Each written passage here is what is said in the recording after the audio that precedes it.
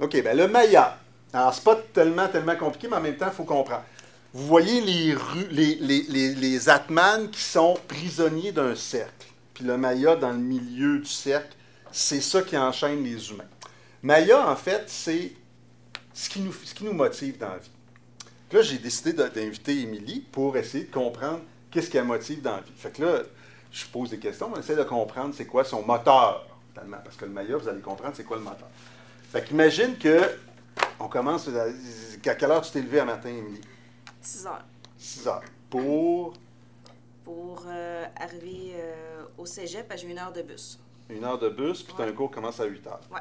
OK. C'est combien de matins par semaine, ça? 4 matins par semaine.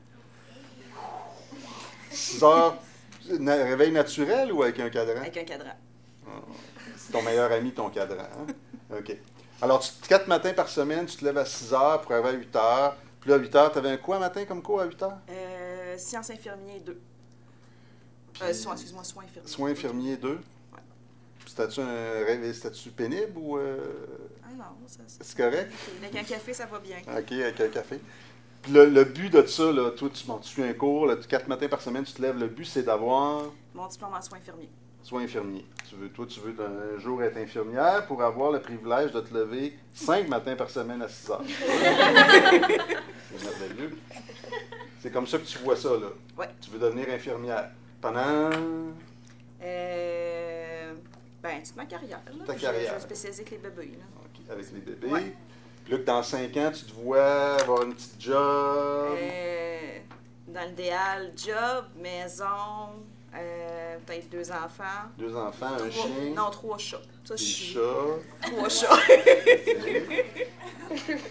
Puis une maison en banlieue, pas de, tu sais, tu te vois-tu, t'imagines-tu là, dans le trafic à attendre, puis taponner, puis tous les jours, une espèce de routine, ça te pose pas de problème, ça? Non, mais Non? ça va avec le métier d'infirmière, là, si on aime ça. T'aimes ça? OK. Puis, qu'est-ce qu'on fait si,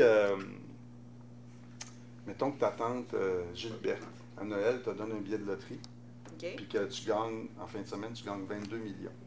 La semaine prochaine, est-ce que tu vas t'être levé à 7 heures pour venir en classe? Oui, mais je vais me gâter à la fin de semaine. Tu vas te lever pareil. Oui, je vais me lever pareil. Avec 22 millions, tu vas Oui. garder ton cadran. Tout le monde est-tu de même, là?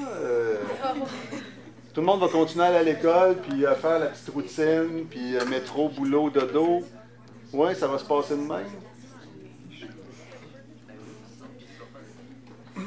Ben, en fait, le Maya, c'est un peu ça. Là. On a le germe de ça. Le Maya, dans le fond, c'est tout ce que les humains font pour rencontrer leurs besoins matériels. Donc, Émilie, elle veut une maison, un petit mari, manger, avoir une auto, avoir des loisirs, puis elle va se lever 5 fois par semaine le matin de bonne heure pour pouvoir travailler pendant 35 ans pour un jour qu'on lui dise « tu n'as plus besoin de te lever ».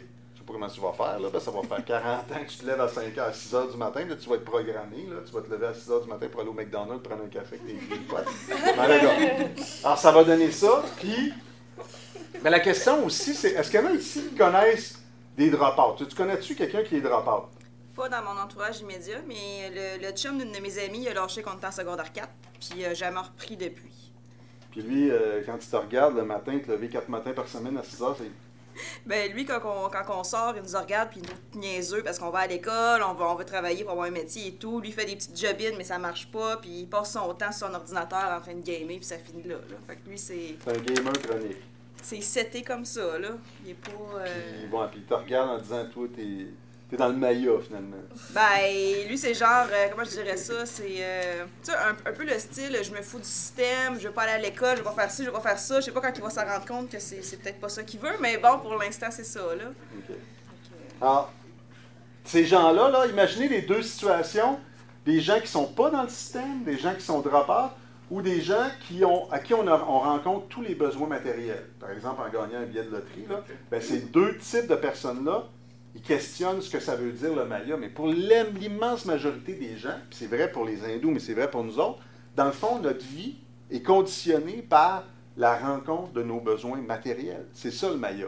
C'est la recherche de la rencontre de tes besoins matériels. C'est ça que tu veux, c'est ça qu'il faut qu'il arrive.